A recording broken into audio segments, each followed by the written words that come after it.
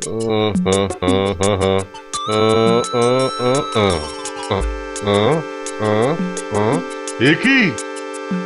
সর্বনাশ!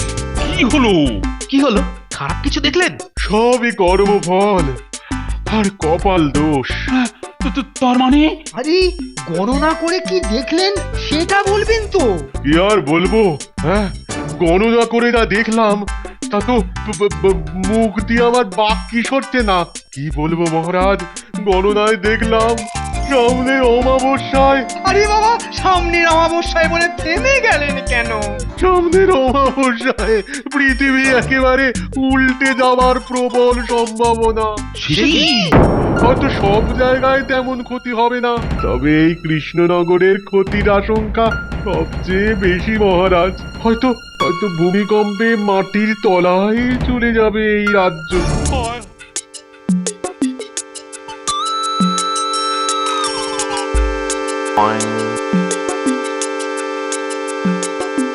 আচ্ছা আচ্ছা মন্ত্রীমশাই, বিশেষ কথা আছে বলে আমাদের জরুরি তলব করে ডেকে পাঠালেন, আর সেই তখন থেকে ঠায় দাঁড়িয়ে আছি তো দাঁড়িয়েই আছি। কথাটা বলার ফুরসত অবধি আপনার নেই? তাহলে বলুন, আমরা এখন চলে যাই? ওরে মুখ্যুর দল, কাজের সময় মেলা ঘ্যান ঘ্যান করিস না তো। আগে আমায় ঠান্ডা মাথায় হিসেবটা করতে দে, তারপর তোদের সঙ্গে কথা বলবো। খুব কাজের কথা আছে। ও, ঠিক আছে, তাহলে হিসেবটা শেষ করে নিন। যা, হেসে উঠলেন যে। হাসবো না, হাসবো না। হিসেব করে দেখলাম এতদিন ধরে নানাভাবে নামে বেনামে এই কৃষ্ণনগরে যত সম্পত্তি মানে জমি জমা আমি করেছি তা মহারাজ কৃষ্ণচন্দ্রের থেকেও বেশি। বলেন কি? মহারাজের থেকেও বেশি? বাবা, ছল জচ্চুরি করে এত কিছু করা যায়? কি বললি হতচ্ছাড়া? ক্ষমা করে দিন, ক্ষমা করে দিন মন্ত্রী মশাই, ওই মুখ ফসকে বেরিয়ে গেছে। আর যেন কখনো না বেরোয়। শোন, ভাবছি আর মহারাজের চাকরি করব না। এই চাকরি ছেড়ে দিয়ে কি করবেন? মহাজনী কারবার খুলবেন? গাথা গাথা। রে মুখ্য, আমি নিজেই একটা রাজ্য তৈরি করব রে, বুঝেছিস? তার নাম দেব মন্ত্রীনগর। মন্ত্রীনগর? বাহ বাহ বাহ বাহ, বেশ বেশ নাম তো। খাসা নাম। বটা, বলুন বলুন মন্ত্রী মশাই। তুই হবি আমার সেই রাজ্যের মন্ত্রী। বলেন কি, আমি মন্ত্রী? তুই বাবাজি, কোথায় যাও? দু হাতে যা কামাবো না, দুদিনেই তোমাকে ফতুর করে ছেড়ে দেব। আর ঘটা হবে সেনাপতি। আমি আমি সেনাপতি? বাহ বাহ বাহ বাহ বাহ বাহ বাহ, কি মজা! কি মজা! শুধু শুধু ওই তলোয়ার ঘুরিয়ে হম্বি তম্বি করে যাবো। আচ্ছা মন্ত্রী মশাই, সেই রাজ্যের রাজা কে হবে? মাথা মোটা, মাথা মোটা কাকে বলে? ওরে, আমার রাজ্যে আমি ছাড়া রাজা হবার আর আছে কি রে?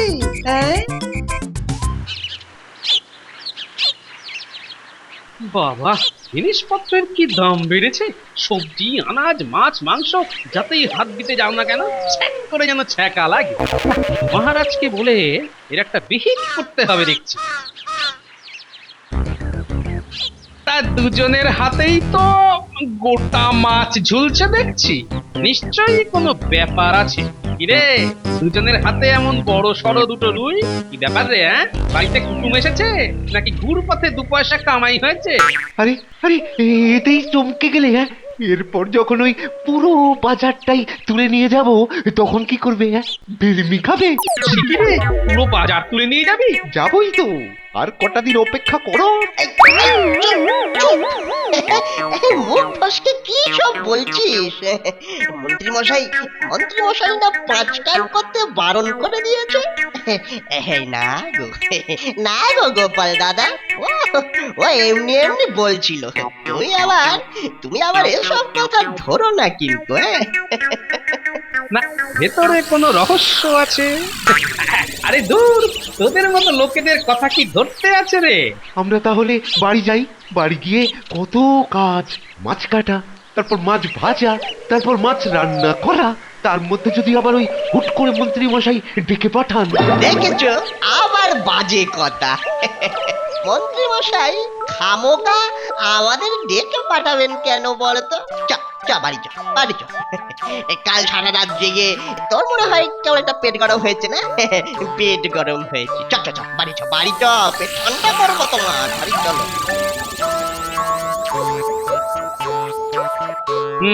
মনে হচ্ছে ভেতরে ভেতরে কোনো গভীর রহস্য তৈরি হয়েছে। ঘটা মুখ ফসকে বারবার কি যেন বলতে যাচ্ছিল। না, ওদের উপর নজর রাখতে হবে দেখছি।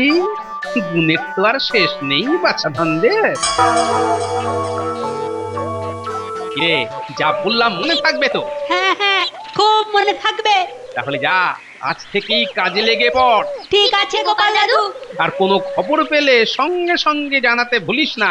সঙ্গে সঙ্গেই জানাবো।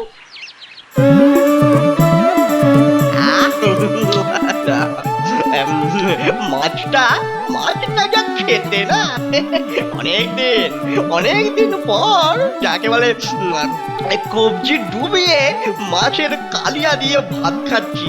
হ্যাঁ হ্যাঁ, তা তো খাচ্ছি, কিন্তু কিন্তু বটা ওই মনের আনন্দের চোটে তো ওই ধারে দুটো মাছ কিনে ফেললাম। হ্যাঁ রে, ধার শোধ করতে পারবো তো? না হলে না ওই মাছওয়ালা পিটি একেবারে পাট করে দেবে। তোর বোকা, শোধ করতে পারবো না কেন? সকালে মন্ত্রী মশাই কি বললো ভুলে গেলি? ঠগ জচ্চরি করে সে এত কামিয়েছে যে কদিনের মধ্যেই আলাদা রাজত্ব তৈরি করবে। আর আমি হব সেই রাজ্যের মন্ত্রী, আর তুই সেনাপতি। হ্যাঁ, তখন কত টাকা হবে বলতো আমাদের? সেই টাকা থেকে মাছের ধার শোধ করে দেব। হ্যাঁ, ঠিক বলেছিস, কিন্তু জানিস বটা, আমার না কিরকম ওই ভয় করছে। কেন ভয় করছো কেন? বারে করবে না, সেনাপতি তো হব, কিন্তু না জানি তীর ছুটতে, আর না জানি ওই তরোয়াল চালাতে। আরে যুদ্ধ টুদ্ধ হলে সামলাবো কি করে বলতো? শোন, আরে ওসব নিয়ে মেলা চিন্তা না করাই ভালো। মন্ত্রী মশাই নতুন রাজ্য তৈরি করলে আমাদের প্রথম কাজ হবে দু হাতে টাকা পয়সা কামিয়ে নিয়ে রাতারাতি বড়লোক হয়ে যাওয়া, বুঝেছিস? সে না হয় হব, কিন্তু যুদ্ধ লাগলেই তলপি তলপা গুটিয়ে সোজা কেটে পড়বো। সত্যি বটা, তোর ঘটে কি বুদ্ধি রে! ফ্যাচ করে হাঁচলো কে? ঘটা তুই হাঁচলি? কই না তো। তাহলে হাঁচি শব্দ এলো কোত্থেকে? মনে হয় জানালার পাশ থেকে। তারা তো দেখে আসে। হ্যাঁ, চল, আমিও যাই। না, জানলার কাছে তো কেউ নেই। তাহলে হাঁচলো কে?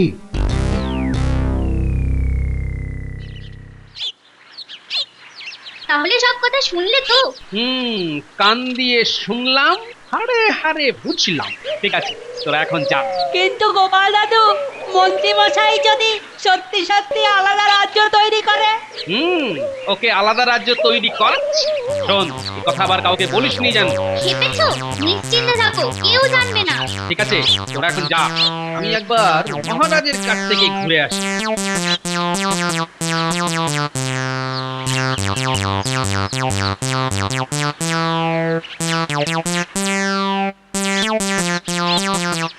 আরে গোপাল, এসো বলো কি খবর? খবর অতি গুরুতর মহারাজ। তার মানে? এখানে বলা যাবে নাকি ভেতরে গিয়ে বলবো? না, এখানেই বলতে পারো। আরে আশেপাশে তো কেউ নেই।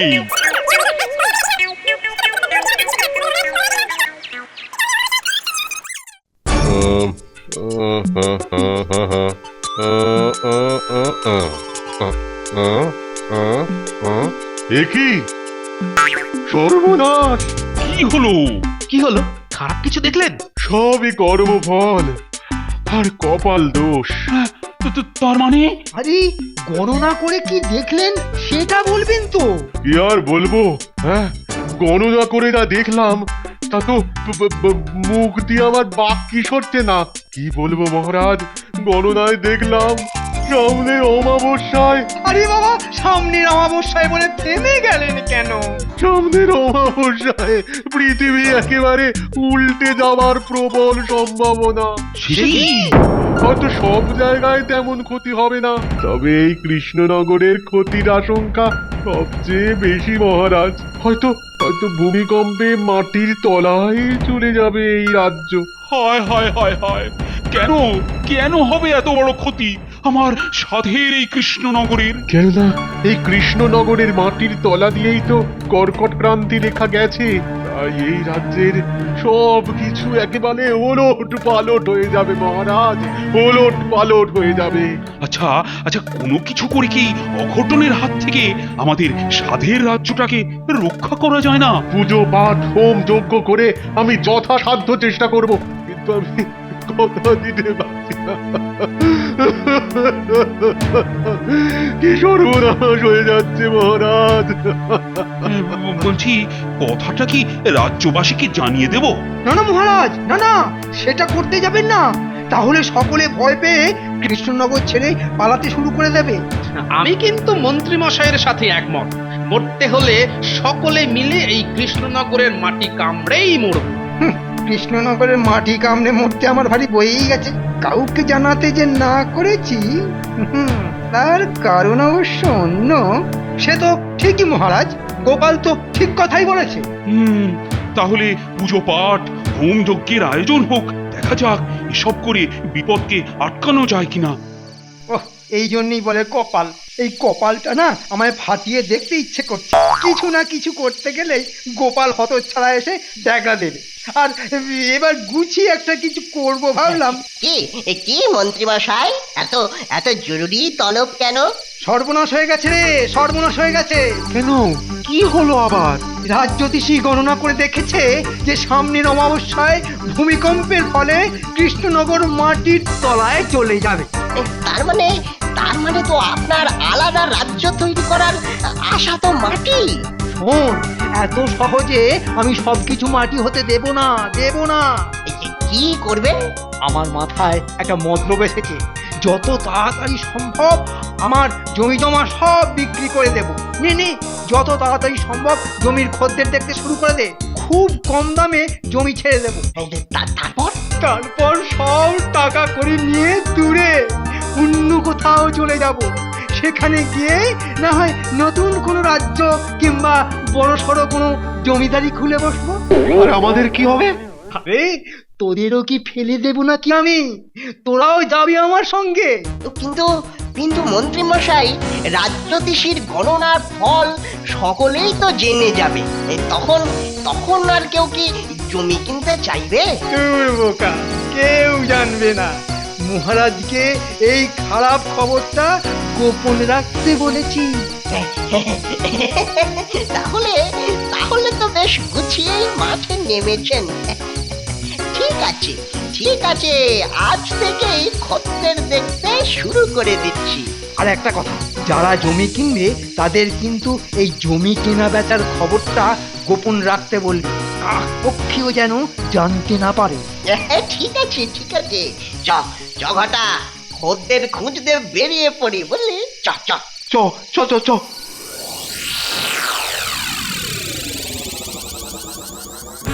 ও বাবা, যায় না বটা ভাই, এত কম দামে এতখানি জমি!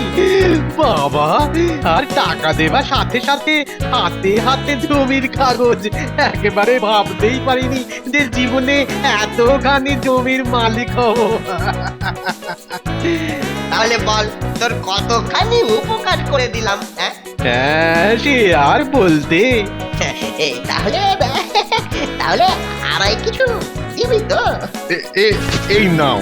এই শোন, এই জমি বিক্রির ব্যাপারটা যেন 5 কান না হয়, বুঝলি? তুমি চোখ কান বুঝে একেবারে নিশ্চিন্ত থাকতে পারো। হ্যাঁ,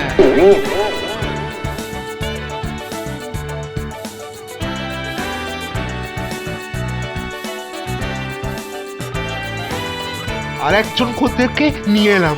যা যা যা, এই মন্ত্রী মশাইয়ের ঘরে নিয়ে যা। চমৎকার বাবা, খেলা বেশ জমে উঠেছে দেখছি। হ্যাঁ, বলো গোপাল, ওদিককার কি খবর? খবর বেচু বাবু, মানে মানে মন্ত্রী মশাই জমি বেচতে একেবারে উঠে পড়ে লেগেছে। পটা ঘটা চটপট খদ্দের ধরে আনছে আর পটাপট জমি বেচে দিচ্ছে। তাহলে মন্ত্রীর সমস্ত জমি অন্য লোকেদের হাতে চলে যাচ্ছে? না মহারাজ, না মানে, এই তো বললে বটা ঘটা খদ্দের ধরে আনছে। সে আনছে ঠিকই, কিন্তু সেসব আমারই লোক, আর তারা বেনামে আপনার জন্যই জমি কিনছে। সত্যি গোপাল, তোমার মতো বিশ্বাসী বন্ধু পাওয়া ভাগ্যের ব্যাপার।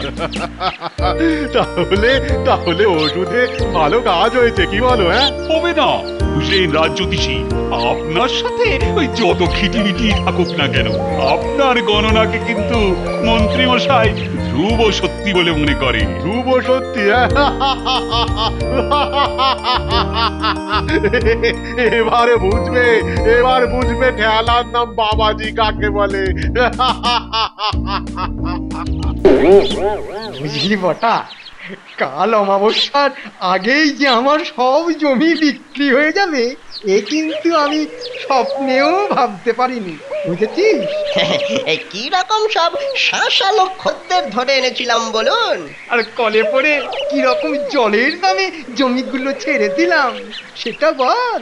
শোন, আজ গভীর রাতে টাকা করি সোনা গয়না সব বস্তাবন্দি করে আমি এখান থেকে সরে পড়ব। আমি মানে আমরা আমরা যাব না? আমি কোনো একটা জায়গায় গিয়ে থিতু হয়ে বসি আগে, তারপর তো তোদের খবর পাঠাবো। কিন্তু কিন্তু আপনি তো আমাদের নিয়ে যাবেন বলেছিলেন। শোন, কাজের সময় মুখে মুখে কথা বলা আমি যে পছন্দ করি না সেটা তোরা জানিস। তার মানে ঠকিয়ে শুয়ে পড়ার মতলব। ঠিক আছে, ঠিক আছে, আমার নামও বটা। তোমার তোমার বাড়া ভাতে কিভাবে ছাই দিতে হয় সেটা দেখিয়ে দেব। কি রে, গরু চোরের মতো মুখ করে দাঁড়িয়ে রইলি কেন? যা যা, এখন যা।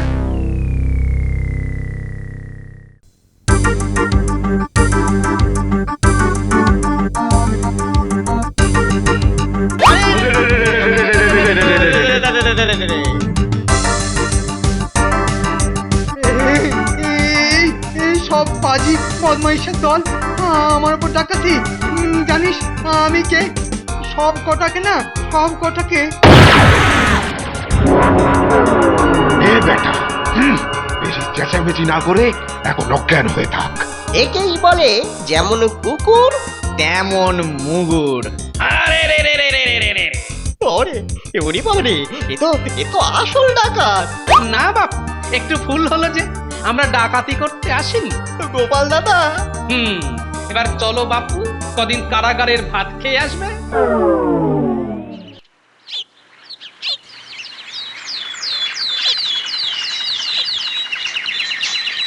ও মাথাটায় কি ব্যথা! এ বাবা, আমার সব টাকা সোনা গয়না ডাকাত বেটারা নিয়ে চলে গেছে। এ বাবা, আমার সব টাকা সোনা গয়না ডাকাত বেটারা নিয়ে চলে গেছে। এখন কি করবো আমি? যাকে তবুও তো প্রাণে বেঁচে আছি। ওদিকে তো সারা কৃষ্ণনগর মাটির তলায় চলে যাবে। সত্যি ভাই, অমাবস্যার রাতে কালী পুজোর যা ধুমধাম হলো। আর সেই সাথে ওই পেট পুড়ে খ্যাটন। অমাবস্যা হয়ে গেছে, তার মানে আমি পুরো একদিন এখানে জ্ঞান হারিয়ে পড়েছিলাম। ও ভাই, ও ভাই, কাল কোথায় কালী পুজো হয়েছে? কেন, কৃষ্ণনগরে? কৃষ্ণনগরে? ওখানে কোনো ভূমিকম্প হয়নি? কৃষ্ণনগর মাটির তলা বসে যায়নি? বালাই ষাট, ভূমিকম্প হতে যাবে কেন? কাল বলে কিনা আমরা তো সারা রাত ওখানেই ছিলাম। ঠকে গেছি। সারা জীবন লোক ঠকাতে ঠকাতে শেষকালে নিজেই ঠকে গেছি। তাহলে রাজপণ্ডিত, গতকাল রাতের কালী পুজোটা বেশ ঘটা করেই হলো বলুন। সে আর বলতে, শুধু খিচুড়িটা যদি আরেকটু বেশি করে খেতে পারতাম। তোমার শুধু খাওয়া আর খাওয়া। ওই গোপাল ভাঁড় নাম না হয়ে তোমার নাম পেটুক গোপাল হওয়া উচিত ছিল। বেটা জ্যোতিষী, পাজি, ভণ্ড, মিথ্যুক। কি ব্যাপার, তুমি হঠাৎ কি মনে করে? তা তোমার নতুন রাজ্য তৈরি কতটা এগোলো? আপনি মানে আপনারা জানতেন? বিলক্ষণ জানতাম। আমি শেষ হয়ে গেছি মহারাজ, আমি শেষ হয়ে গেছি। আমার সব কিছু শেষ হয়ে গেছে, সব শেষ হয়ে গেছে। সে কি, জমি বিক্রির টাকাগুলো তো আছে নাকি? মহারাজ, মহারাজ, সর্বনাশ হয়ে গেছে। রাস্তায় ডাকাতরা সব কেড়ে নিয়ে গেছে। বেশ হয়েছে, ভালোই হয়েছে। মায়ের নামে আপনি এখন আসুন তো। আমি এখন কোথায় যাব গোপাল? আমার যে কিচ্ছুই রইল না, কিচ্ছুই রইল না।